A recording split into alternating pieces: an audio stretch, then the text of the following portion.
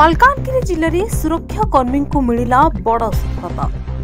BSF जवान को combing operation समय जंगल भितर ठाब है एक बड़ माओ डंप। खबर मुताबक मालकानगिरी जिलार पड़िया थाना अंतर्गत सिलाकोटा जंगल भितर बीएसएफ सेकेंड बाटालियन जवान माने आज कोम्बिंग ऑपरेशन करने लगी जाइथिबा बेले माओवादी एक डंप को ठाब करथिले, जहां मध्य रही pressure cooker, IED electronic detonator, mobile phone और 3टी एसपीएमएल बंदूक सह समस्त विस्फोरक सामग्री बीएसएफ जवान माने निज कैंप को आनिथिबा बेले आईईडी को जंगल भितर निष्क्रिय करछंती।